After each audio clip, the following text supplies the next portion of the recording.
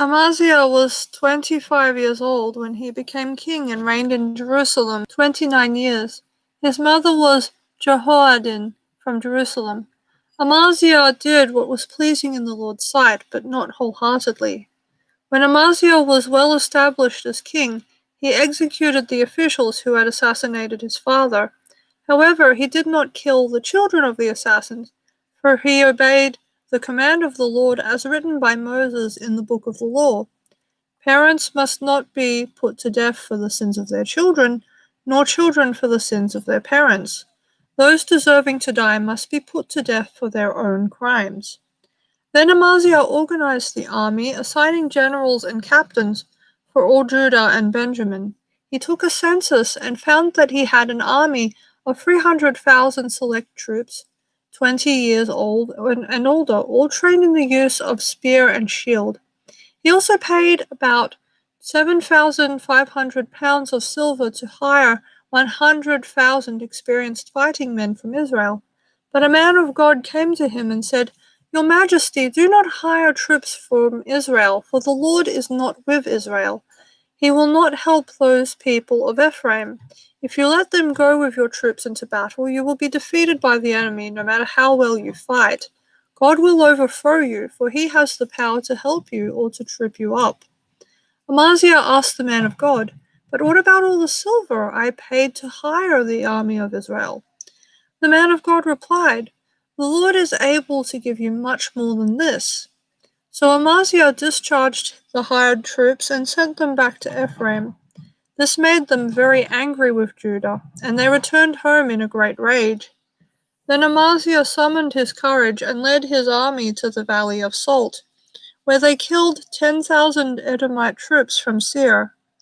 They captured another 10,000 and took them to the top of a cliff and threw them off, dashing them to pieces on the rocks below.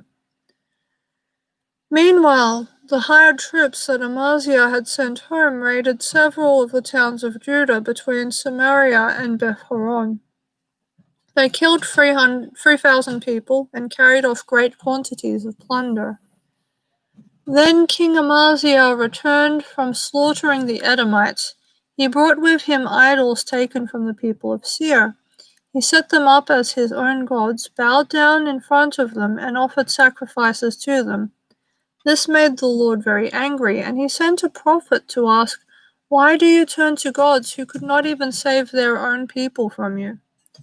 But the king interrupted him and said, Since when have I made you the king's counselor?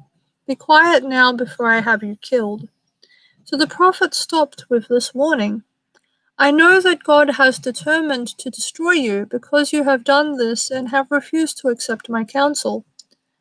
After consulting with his advisers, King Amaziah of Judah sent this challenge to Israel's king Jehoash, the son of Jehoahaz, the grandson of Jehu.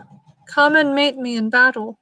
But King Jehoash of Israel replied to King Amaziah of Judah with this story.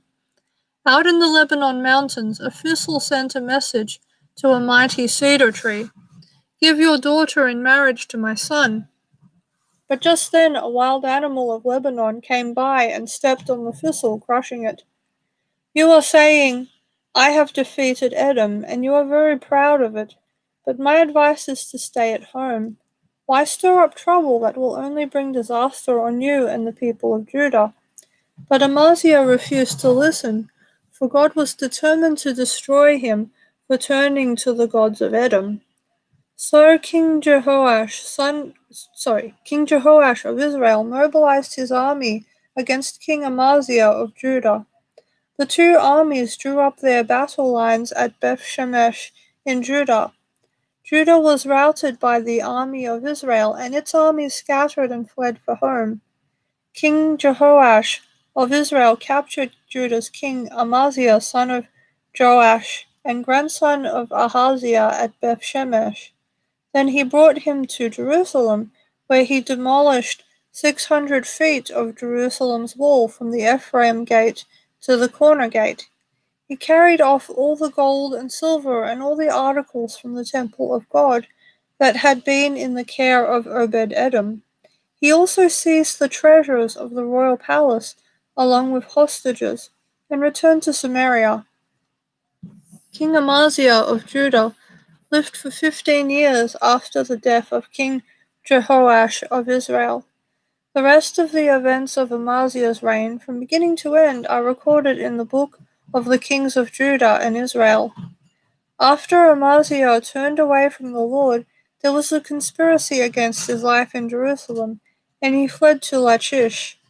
But his enemies sent assassins after him, and they killed him there. They brought his body back on a horse, and he was buried with his ancestors in the city of David.